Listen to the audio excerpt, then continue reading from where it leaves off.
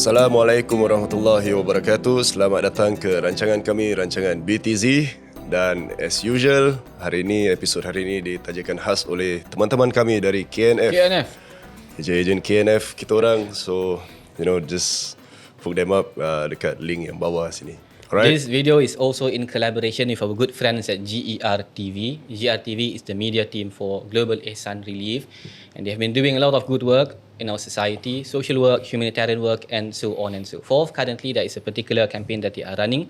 Particularly, let me mention Care for the Elderly campaign. Mereka membantu mereka-mereka yang memerlukan bantuan, the elderly that need help. So for $100 a month, join us in providing adult diapers, grocery, and the other necessities. Saya sangat menganjurkan kepada semualah, mari kita membantu. Banyak mereka yang susah dan memerlukan pertolongan. Dan mudah-mudahan usaha kita semua Allah Subhanahu Wa Taala ganjari dan berkati insya-Allah. Amin ya rabbal alamin. Amin. Apa khabar semua? Semua okey? Alhamdulillah. Alhamdulillah. Banyak ramai kat studio ni ya. Nampak Ni Ejen Kai Nurul dengan Fitri ni mau satu kali tarik diorang masuk memang sini. Memang segan Segan segan kan? Baru lagi. Baru lagi. They will appear insya-Allah. Welcome to the BTZ family. Alhamdulillah. So alhamdulillah, insya-Allah hari ini kita akan sambung perbincangan kita. We are currently still at Surat Yusuf mengenai Nabiullah Yusuf alaihi salam, dan hari ini ayat kita apa Ustaz Zahil? Tafadhal. Ayat yang kita nak sambung pada hari ini ayat 21 tadi ya. Correct. 21. A'udzubillahi minasyaitanirrajim. Wa qala alladhi ishtarahu min Misra limra'atihi akrimi mathwa asa an yanfa'ana aw nattakhidahu walada. So far cerita dia macam mana ni Ustaz? kita mulakan kita recap sikit cerita Nabi Yusuf minggu lepas. Kita berbincang bagaimana Nabi Yusuf berbicara dengan ayahnya tentang mimpi yang beliau lihat. Dan subhanallah, kalau kita tengok setelah itu dia melalui satu fasa di mana beliau itu diuji oleh Allah Subhanahu Wa Taala dengan ujian yang berbentuk ujian adik-beradik dia. So kita tengok kisah-kisah yang diceritakan dalam surah ini, iaitu Nabi Yusuf. Terus Allah SWT masuk yang sebenarnya Nabi Yusuf ni adalah anak yang so-called paling special lah. Kalau kita tengok ayat Allah kata adik-beradik dia tu macam compare lah, macam ahabbu ila abina. Dia di antara anak-anak yang paling nampaklah dia punya special tu daripada bapak dia. Dan seterus sampailah bertemu dengan satu di mana peristiwa yang di mana diorang plan untuk masukkan Nabi Yusuf dalam nak membunuh Nabi Yusuf. Diorang plan untuk nak hilangkan Nabi Yusuf, akan macam dia kena makan dengan serigala dan sebagainya. Dan akhirnya mereka sepakat untuk memasukkan Nabi Yusuf di dalam perigi. Apa beza perigi dengan telaga? Tak macam sama. Kamu Perigi mungkin 2 meter je tak ada. Telaga dalam sikit, telaga biru. Tak boleh airtime So at this point yang ayat 21 ni, at this point which is dah settle lah. Benda tu dah buat lah. So now how did eventually, siapa yang jumpa dia? So as the story goes, as Nabiullah Yusuf alaihi salam was in the well, maka ja'a sayyaratun. So ada a delegation, a particular group of people who were traders. Understand. Caravan. So diorang nak draw water. Tiba-tiba nak draw water, tengok ada benda lain pula. Ya. Budak. So they took him and they sold him later on. So ini pendek ceritanya lah. Ini pendek. Panjangnya kira yang Allah sebut tadi tu, qala alladhi ishtarahu min Misra limra'atihi akrimi mathwa. Seakan-akan macam diorang ni mengambil Nabi Yusuf, diorang sebenarnya biasalah zaman tu diorang menjual tau. Ataupun diorang berdagang lah dengan Macam cerita apa tu? hamba dan sebagainya kan. Tak apa. Macam Alibaba lah. Jual beli orang cerita. sebagainya. Dia jual lah. Amal nisfu tak laku kan. Dulu ketika itu memang wujudnya konsep ini dinamakan hamba. Okay. You can own satu hamba. Slave Slave. Zaman Nabi pun ada benda tu berlaku. So bila berlaku kepada kisah Nabi Yusuf ni, kita lihat Allah SWT kira macam seakan-akan menjaga dia. So orang yang mendapat ataupun menjumpai Nabi Yusuf dalam telaga tu, dalam perigi tu, dia berkata kepada isteri dia, qalat imra'atihi akrimi mathwa. Jagalah dia, muamalah dia lah dengan muamalah yang baik.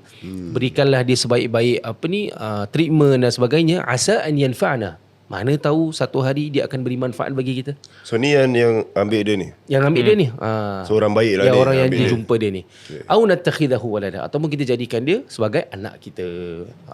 Even at this point ada beberapa isu yang kita boleh point out. The first thing is, daripada awal One of the concerns that led to jealousy adik-beradik adalah perkataan yang tadi yang tak baca. Ahabbu ilaina. Yusuf ni merupakan ahabbu ila abina, Betul. Dia lebih dicintai. So ada perbincangan cinta. Kita masuk cerita ni, cerita mengenai Imra'atul Aziz, isteri kepada yang membeli Nabiullah Yusuf AS. Nanti cerita dia pun ada kaitan dengan perasaan, ada juga kaitan dia dengan cinta. Dan sebagainya. But another important point is that the man said, mudah-mudahan kita boleh mengambil manfaat daripadanya. Maka manfaat apa tu tak tahu lagi. But there was a particular type of feeling that something good can come out of this. Bila kita tengok dalam kehidupan kita pun kadang-kadang, I think at certain points you encounter certain things. Kita nampak satu benda, kita tak nampak lagi kemungkinan benda ini akan membawa banyak manfaat kepada kita. These are things that Allah Subhanahu wa Ta'ala has planned for us. But certain people, they can just see that, you know what, mungkin ada benda baik. Let's just do this. Sometimes Allah just put you there and let's see what's next. Correctly, kita tak tahu. Memang Allah letak kita pada tempatnya tu. Kadang-kadang pada tempat yang memang Allah letakkan tu memang tempat yang paling munasib dengan kita lah, kena dengan kita kan. Sebab Allah punya plan, Allah punya rancangan ni is the best rancangan lah. Cuma mungkin masa tu kita tak tahu. Betul. Berbalik kepada kisah tadi tu, kira Imra'atul Aziz yang menerima Nabi Yusuf ketika itu, dia tak nampak potential Nabi Yusuf tu. Tapi mungkin Allah menggerakkan hatinya untuk melihat Nabi Yusuf ni sebagai aset dia mungkin. Satu hari dia boleh buat manfaat bagi dia. Dan yalah, dalam keadaan Nabi Yusuf dalam perigi dan sebagainya, kalau ikut kita punya perasaan pun, kita akan bertanya-tanya tau, kenapa sampai dia dibuang dalam ni? Dia mesti ada cerita ni. Apa kebaikan budak yang ada dalam perigi ni kan? And satu sudut yang tak baik pun kita macam, ni dah terbuang, buat apa kita nak ambil dia kan? Yes, correct. So Kalau ini ikut zaman adalah sekarang lah. dia punya realitinya kan. Tapi ini adalah urusan dan aturan Allah SWT. Ada English saying, one man's something is some other man's treasure. Apa benda aku cakap ni? What is the English line? One man's trash is another man's treasure. Kita tak nampak hakikat perkara-perkara kan. Allah yang tahu. And now we enter into a new character in the story. And cerita Nabiullah Yusuf AS ni yang menarik juga adalah there are a lot of characters. Bapa Nabi Yusuf, adik-beradik Nabi Yusuf, even amongst adik-beradik itu ada beberapa karakter-karakter yang berbeza-beza. Banyak pelakon-pelakon. Banyak pelakon. And from every person you can see like a POV, a point of view. Dia ni tengok macam mana, dia tu tengok macam mana. But at the end of it, when everything adds up, dia bermanfaat lah. And this is the word nanti kita cakap bermanfaat. So apa jadi Ustaz dengan isteri kepada Al-Aziz ni? Ayat yang seterusnya, kalau kita, if you don't go specifically, can just go to the story, tak apa. yalah, so berjalanlah seperti biasa. Nabi Yusuf pun diambil dan dijaga oleh Imra'atul Aziz, keluarga yang tak disangka-sangka. Sebenarnya dia keluarga Al-Aziz dalam bahasa Arab tu adalah orang yang hebat ataupun orang yang dalam keadaan kedudukan yang mewah lah. So ketika itu memang kita tahu kisah Nabi Yusuf ni dikenali dengan Nabi Yusuf ini, dia ada peristiwa yang berlaku dengan dia dengan seorang wanita, betul tak? Yang dinamakan Zulaikha dan sebagainya kan. So bila kita nak sambungkan cerita Nabi Yusuf ni, Nabi Yusuf juga terkenal dengan wajah yang indah yang Allah berikan kepada dia. So tatkala dia membesar di kalangan tempat ataupun dengan orang-orang yang hebat, dan ketika itu orang-orang yang special lah, orang-orang yang berada dan sebagainya, antara ujian yang di mana kalau kita lihat sebenarnya Nabi Yusuf ni adalah satu nikmat yang dia dapat tu. Tapi tak sangka pula itu menjadi satu ujian besar bagi dia permulaan hidup dia, iaitu dia adalah orang yang Allah berikan satu kelebihan dari sudut wajahnya. So masalah dia handsome sangat lah. Terlalu handsome. Apa masalah kau dalam hidup ya? Masalah aku handsome lah. Which is masalah yang orang tak pernah dapat kan? Orang tak komplain. Orang nak. Tapi problem pun perempuan zaman tu juga. Tu pun cubaan juga kan. Yeah. With every merit, it attracts problems. I think. Apa-apa increase, any type of excess, any type of merit, dia biasa mengundang hasad, mengundang pandangan mata manusia. Kan kulli zi ni'matin mahsud. Semua nikmat tu akan you always be envied. So that was the problem of Nabi Yusuf AS and perempuan tu lah at that point of time. So rata-rata kalau orang dengar kisah Nabi Yusuf ni, diorang macam they relate to the point where orang potong jari kan. Bila which I rasa orang biasa tahu pasal tu je lah. Macam lebih-lebihnya macam manfaat and all that. Macam if you go deeper, how special he is as a person, then you will see the beauty of kisah Yusuf. Nabi Yusuf ni dibesarkan dengan guidance daripada Allah SWT. Kalau kita tengok, Allah kata walamma balagha ashuddahu atainahu hukman wa ilma. Allah berikan dia hukum, iaitu cara bila dia berbual tu bil hikmah, orang yang waras, orang yang ada kebijaksanaan di situ, dan hukman wa ilma, dan dia berilmu. Wa kadzalika najzil muhsinin, Allah kata itulah Allah SWT memberi ganjaran bagi orang-orang yang membuat baik. So bila sebelum bermulanya kisah Nabi Yusuf ni dengan Imra'atul Aziz ataupun yang ini dipanggil sebagai Zulaikha ni, kira ketika itu bukan sahaja Imra'atul Aziz Zulaikha ni yang terbegun dengan kecantikan Nabi Yusuf kan, dengan betul-betul dia hidup dikelilingi dengan pembantu-pembantu Zulaikha pun ketika itu pun suka dia kan, pun memang tertarik dengan wajah dia. Tertarik, dan memang disebutkan dalam Al-Quran secara detail kalau kita tengok, warawadathu allati huwa fi baitiha. Tu ayat seterusnya lah. Yang Cuk, tadi pun menarik juga. Dari sudut satu kelebihan dia adalah handsome. Yeah. But then before talking about the looks of Nabiullah Yusuf, Allah prefaces by talking about tadi tu, idza balagha asyuddah. Naam. Berarti Yusuf alaihi salam, supaya kecantikan dia itu, supaya kehandsoman, is that even a word? Supaya kehandsoman dia itu terkawal, Allah memberikan dia a sense of brilliance, a sense of thought. Dia boleh berfikir. fokus lah Fokus. Ini yang mungkin menjadi masalah bagi banyak manusia. Whenever that there is increase in life, but there is no increase in knowledge, benda tu bahaya. Tapi bila saja ada orang ada nikmat tapi dia dapat mengawal diri, dia ada ilmu, dia ada tawaduk dan sebagainya, this is where things become protected lah. What is also interesting would be that the term yang kita gunakan, balagha asyuddah, dia sampai kepada peringkat tersebut. Ulama khilaf. Ada ulama cakap this is also what you would talk about when you talk about age. Berarti maturity is also a process. experience Exactly. Kadang-kadang ada orang cakap, I'm not sure whether you agree with this or you can disagree with me also. Ada orang cakap age is just a number. I don't believe that. I disagree. Disagree juga. Yeah. I think age is not just a number. It's a reality. I think that one is just a phrase lah tu, macam so called macam semangatkan orang-orang. Money is just a number tak dia? Rasa tua kan. Money lah. Dia ataupun ada orang yang dah lebih dewasa nak buat benda-benda budak-budak ke apa kan. No, age is just a number, whatever it is. Yes. But dalam Islam, from a serious note, kita cakap tak, age is a reality lah. Bila budak-budak umur 7 tahun ada benda kita kena buat. Solat sebagai contoh. Bila Fokus dia berubah lah kan. berubah. Umur baligh tu ada hakikatnya. Nabi-nabi dikatakan bila diangkat menjadi Nabi umur 40. Yes, Age correct. is a Stages reality. lah. At certain stage of So your as life. you grow older, certain things are supposed to also move Exactly. together and increase as well. Correct. Betul. Maka bila Nabi Yusuf AS membesar, part of it is this maturity, part of it is this understanding, part of it is this experience. So dengan understanding and experience, tambah kenikmatan handsome tu, dia terkawal. So whatever it is that we have in life, I would assume it is very important that kita juga tambah ilmu sekali. Yeah. Supaya apa-apa yang kita miliki itu tidak membawa kepada mudarat, tapi membawa kepada kebaikan. That's just my point lah for now. Understand. Kau macam sekarang orang handsome kalau kena kau ni handsome tapi tak guna. Oh, cakap macam gitu lah. Harap muka je orang cakap. Kau harap muka je. Kan sekarang kan Which is true, which is true. orang dah Dia cakap sebenarnya sekarang kan. kehandsoman ni pun Kehandsoman. kan, Boleh. kehandsoman ni Boleh pun boleh membawa satu kebaikan. Betul. Sebab kalau kita tengok sejarah-sejarah para anbiya pun, Allah SWT tak fokus sangat pasal kehandsoman. Betul. Tapi realitinya kalau Allah SWT berikan sesuatu tu, macam Nabi Yusuf yang cerita ni, kehandsoman yang ada pada Nabi Yusuf ni dibandingkan dengan malaikat tau. Maknanya dia, in hadha illa malakun karim. Kalau you jumpa ayat dia, orang macam, ini malaikat ni bukan manusia. Oh really Cuma dalam ayat tu Allah SWT tak fokus pun dengan kecantikan dia. Disebabkan balagha asyuddahu, dalam keadaan bila dia membesar tu, dia menjadi seorang yang waras. Dia diberikan atainahu hukman wa ilma. So fokus Allah adalah kebijaksanaan dan ilmu dia. Itu yang terletak juga dengan kisah kalau kita lihat macam Nabi Musa, Nabi Isa. Mereka bukan datang daripada orang-orang yang cantik, orang-orang yang rupawan. Faham tak? Macam Nabi Musa kisahnya asmaran. Dia wajahnya adalah wajah yang gelap. Okay. Riwayat mengatakan Nabi Isa juga kan. Correct. Jadi tak meletakkan martabat dia lebih rendah.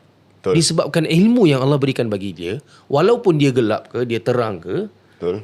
tetap dia diterima oleh Allah SWT dan pangkat dia diangkat oleh Allah SWT. Yes. Tapi kalau lah diorang tu ada ilmu, on top of that ada keterampilan, ada handsome, so itu Wah, kita ni kira double bonus package lah. Nabi Yusuf ni kira package tau. Package lah. Kira Triple threat semua lah perempuan orang kira cakap. gila-gila kan Kalau Imratul Aziz, imagine mak angkat dia tau. Imratul Aziz. Imratul Aziz ni isteri kepada orang yang hebat lah kan ketika itu. Maknanya I think dia governor ke somewhere. Ada riwayat mengatakan orang yang menjaga Mesir ketika itu. So kira like orang yang menjaga you sampai besar dia terpegun tengok you. You imagine how handsome you must be. beauty dia tu yang Sih. beza kan kalau you buat handsome dengan Allah berikan you handsome. Bawa handsome macam Bawa handsome macam pakai bedak ke. Pakai makeup kan. Pakai makeup ke kan. Macam Ustaz Muslim. Tak. kena sebut nama. Siapa datang semua kena sebut nama. That's a story. Macam interesting lah. Kalau kita tengok zaman Nabi Muhammad SAW pun, Sallallahu alaihi bila wasallam. kita tengok mengenai wajah Nabi dan sebagainya, Betul. sahabat-sahabat riwayatkan Nabi ni handsome lah. Handsome lah sangat. Right? Yes. Ada riwayat yang menarik yang orang tanya, akana wajhun Nabi sallallahu alaihi wasallam kasayf. Qala la bal kal qamar. Kan? Orang tanya muka Nabi SAW ni adakah macam pedang. Pedang tu bererti sama ada Sharp lah. sharp ataupun Features bengis. dia, features. Features dia sharp ataupun bengis. Sahabat reply tak, Nabi ni muka dia macam Bintang. bulan. Bulan. Macam bulan. Bulan tu bererti bright and attractive. Anas bin Malik radhiyallahu anhu dalam Syama'il dia sebut, aku bila tengok Nabi SAW pada waktu malam, pasal aku bandingkan dengan bulan, macam mana tak aku lebih attracted tengok kat Nabi punya muka. Bush. And there's a reason for it lah. Because whenever that you are in front and you would want to preach to people, there needs to be added components lah to attract Lah, people. ada karisma. Betul, betul. I think everything added lah. Bila you cakap pasal kecantikan dan ni, banyak orang yang ada kehandsomeman Bila cakap lagi handsome maknanya dia rupawan, Allah berikan dia satu nikmat. Tapi kalau dari sudut akhlaknya pun, dari sudut sifat yang dia bawa dalam diri dia tu tak boleh mencerminkan wajah dia yang cantik tu, pun tak guna juga. Orang tengok lama-lama pun tak handsome juga. Betul. Beza juga dengan orang yang mungkin kadang wajah dia biasa, tapi bila dia sampaikan sesuatu, dia pandai ambil hati orang, dia pandai bagi orang suka dengan dia sangat. Kadang-kadang dia lebih 10 kali handsome. Mungkin itu yang kita boleh faham lah. But what we are focusing now dalam surah Yusuf ni adalah memang dia handsome. Exactly. Dia bukan pasal you dah handsome, Allah berikan you nikmat petunjuk, ilmu dan sebagainya. It's a package lah kalau kita cakap sekarang. Macam you cakap orang-orang biasa tu, dia tak rupawan sangat, tapi dia nampak macam beautiful, because I think first things first is akhlak lah. Akhlak. Number one sih.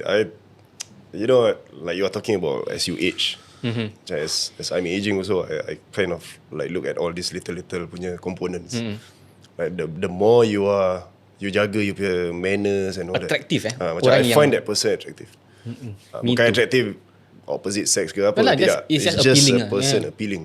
Yeah. So you want to sit down and talk more with Saya tak tahu whoever lah, that is. this is a weird thing lah. Tapi I suka tengok apa tahu, orang yang berumur tapi dia tu membawa diri dengan baik and then dia handsome. Nanti orang macam itu tak?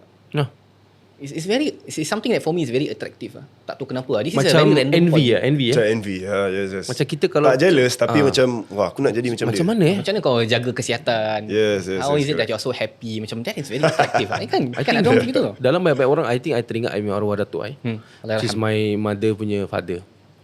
He is like betul-betul, satu dia sihat lah sebab dia at age of 50, 60 at that time I boleh nampak. Ni orang tua bukan sekarang. Sekarang punya bapa-bapa kira dah ada awareness tau tentang kesihatan, nak buat workout apa. Dulu satu I tertarik dengan dia, like dia punya fizik dia tu at that age bila dia before dia meninggal tu, I tengok like orang umur-umur dia tak macam gitu badan. Orang cakap cok lah. Kira macam kalau ni lah datuk aku, memang aku mengaku ada macam gitu. Kalau orang lain tak mengaku. Tapi disebabkan tu, and dia punya badan tu dia jaga disebabkan amalan dia juga. Solat on time, berbicara dia bila dia duduk tu, dia hanya berbicara dengan benda yang manfaat je. Kalau ada orang tengah berbual dengan pasal orang ke apa dan sebagainya, dia tak akan join. Tak boleh lah. Dia tak berbual. Tak world Tak world kan. So bila dia bawa diri dia macam gitu, dengan I rasa macam tu satu, ni benda dah tak ada lagi kat dunia. Mungkin kita akan jumpa orang yang macam fizik macam dia dan sebagainya, tapi like benda-benda gini normal apa. Kan? Saya babe, last week kita jumpa bapaknya Ustaz Mizi kat KL. I tengok dia salah seorang yang macam berciri-ciri macam apa kita discuss ni. Penampilan. Penampilan dia diam, Very dia tak cakap soft. banyak, very soft. Macam benda kecoh dia calmkan benda tu. Macam kita Actually nampak, ada banyak, masya-Allah. Ada banyak hamba-hamba Allah yang Allah berikan nikmat macam ginilah. Ada banyak, which is kita doa lah supaya kita tua nanti pun Itulah kan. maksudnya ini tak tahu elok ke tak elok nak cakap, tapi ada kadang-kadang kita tengok orang yang dah age Also the world. Dia bising kan. Kita tengok. Macam Alah, dekat kedai kopi berbual kan. bising kan. Bising. Sembarang marah orang cakap sembarang. yes, Aku ni kan. Sikit-sikit Aku ni dulu kan. macam ni macam tu bla bla bla. Macam cik-cik. Dulu. Mudah-mudahan Allah pelihara kita lah pada saat. InsyaAllah lah, insyaAllah. Now moving on. The story is, pendekkan ceritanya, berlaku sesuatu di dalam rumah tersebut. So Al-Quran sebut, and this is a very interesting verse, dikarenakan lama duduk sama, perhatikan each other, Allah sebut, maka isteri kepada Al-Aziz tertarik kepada Nabiullah Yusuf AS, and she began to intend to do something that is wrong. Yang menarik juga mengenai ayat itu adalah Allah sebut fairly tau. Allah cakap Dua-duanya. hammat bihi Wa hamma biha. Nak cerita kat kita bahawasanya this issue of attraction dia berlaku on both ends. Lelaki tertarik kepada perempuan, perempuan tertarik kepada lelaki. Tapi hanyalah dikarenakan takutnya Yusuf kepada Allah Subhanahu Wa Taala itu yang menyebabkan Yusuf alaihi salam akhirnya terpelihara. Betul. And this is a particular issue yang I think is real and nobody amongst men particularly can ever deny. Yeah. This issue of attraction kepada course. yang lain. Betul. I think cerita yang dipopularkan lah cerita yang Zulaikha menggoda Nabi Yusuf. Tapi kalau tengok Al-Quran kata walaqad hammat bi wa hamma biha. Dua-dua. So kat dalam cerita ni Allah SWT tak blame Zulaikha ataupun Imra'atul Aziz. Allah SWT kata you takkan berlaku satu benda yang hanya bertepuk di sebelah tangan. Ya, I boleh tengok tangan tu. Macam dry skin last week. Jadi benda akan happen bila dua-dua react. Yes. Cuma Allah sambungkan kat situ is laula ar-ra'a burhana rabbih. So Nabi Yusuf ni tambahannya is dia Allah SWT berikan dia petunjuk lah, burhan. Allah menjaga Nabi Yusuf. Dan ulama pun sepakat bahawa actually Nabi Yusuf tak dinafikan. Ada orang kata dia tak ada jaga diri dia. Tak, dia tertarik. Sebab dia manusia. Nabi Betul. pun. Nabi pun. So kalau you cakap dia tak tertarik, and at that time Imra'atul Aziz bukan sembarang-sembarang perempuan. Dia pun cantik juga. Yalah. Because I selalu dengar yang orang cakap ni kisah memang kita kena blame perempuan. Saya selalu cerita kan orang blame lelaki. Kan? Kisah ni chance memang test dia lah tengok terbukti lah. Kenapa dia tunjuk ayat? Itu salah aku. Okey, tunjuk sini Kadang-kadang orang macam dia garam, terbukti kau tengok cerita pasal perempuan lah. Dalam Al-Quran Allah dah sebut. Fitnah dunia ni memang perempuan lah. Kan? Dia Allah kata balance dua-dua. Cuma Imra'atul Aziz dengan Yusuf bezanya is Nabi Yusuf Allah berikan dia burhan. Petunjuk daripada Allah. Laula ar-ra'a burhana rabbih. Kadzalika linasrifa anhu su' wal fahsya. Begitulah Allah SWT vanish lah, hapuskan daripada dia daripada su', kejahatan dan fahsya, dengan perkara yang tidak baik. Imam Razi sebut beberapa perkara. Kalau kita fikir secara logik kan, orang yang kalau memang nak buat benda jahat, that is the exact moment yang kita boleh buat jahat. Exactly. Maksudnya apa? Dah lah perempuan tu cantik. Yes. Dah lah dalam rumah sendiri. Yes. Tak ada orang. Semua tak ada orang. setup dia dah cantik. Setup. Yes. And nobody is forcing anybody. It was mutual. Yes. Kalau Nabi Allah Yusuf AS nak go, Boleh. Yes. And nobody can ever know Wah, about go it. Nak go. Sorry lah. Jangan biasa. Macam go apa? Tapi tak apa. Yalah, yalah. It's interesting. No, burhan, Allah memberikan petunjuk. Burhan berarti proof. Ulama sebut, this is what we alluded to earlier on. Yusuf dapat mengenang, selama ni aku masih hidup ni, takkan dikarenakan usaha aku sendiri. Aku ni ada orang envy aku. Buang aku aku. dibuang sana. Tapi macam mana tak aku selamat. Aku boleh je nak dijual tempat lain, tapi aku dijual pada rumah yang elok. Yes. All of this menunjukkan bahawa sini Tuhan Signs masih lah. pelihara aku ni.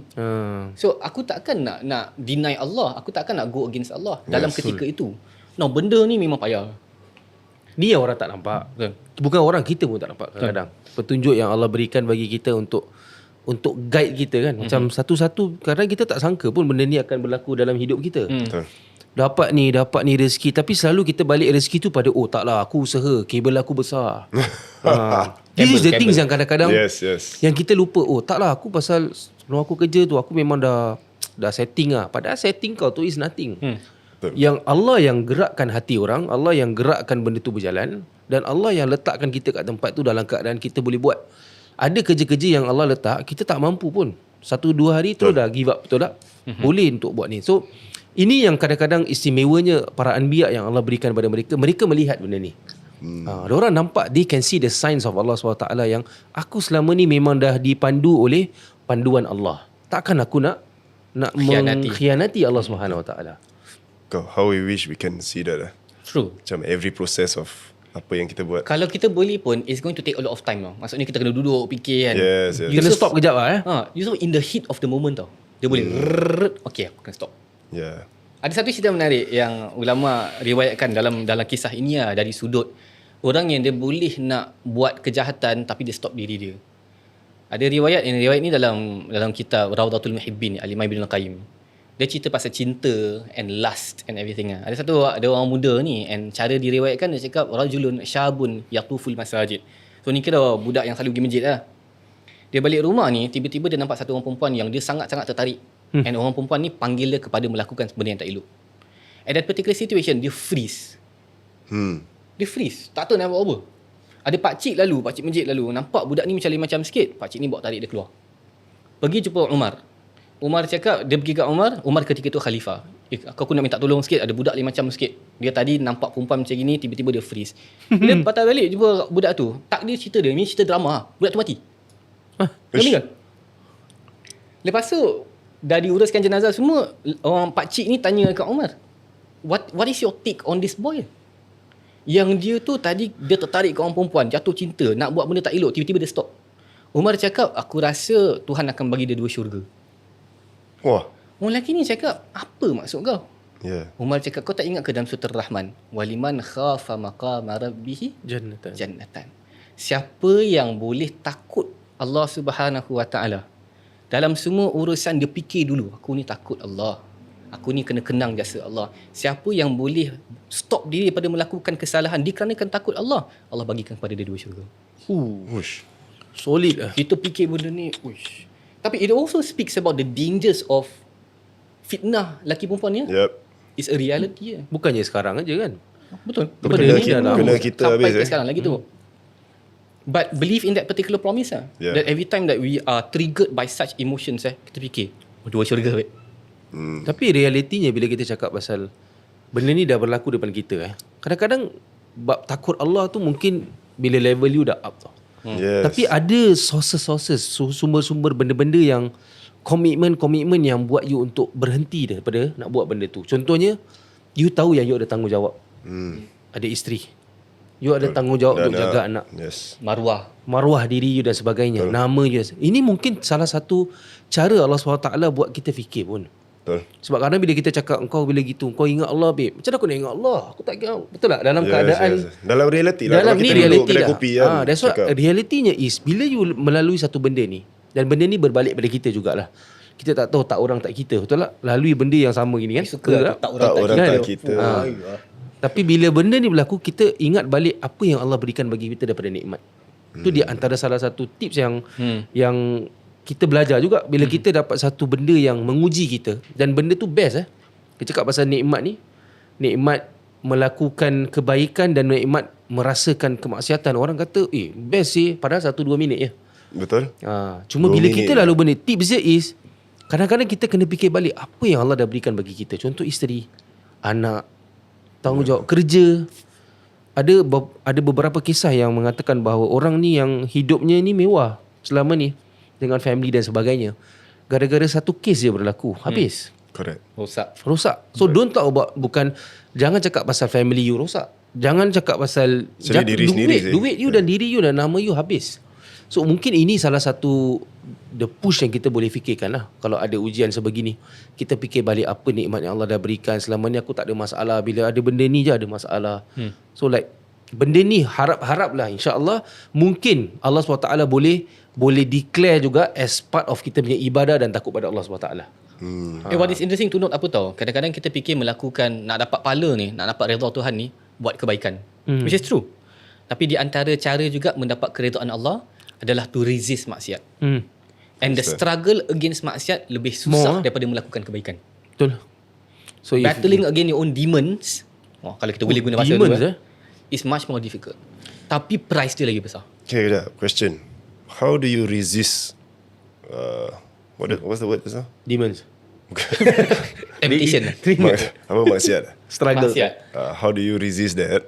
Is it like macam naturally Allah will give you a sign, or you must at least have some knowledge in order to have that sense? I think the dua. Satu Is is spiritual and knowledge. Yes, So satu is mudah-mudahan takwa lah. apa-apa keimanan, ketakwaan itu pada ketika itu it works.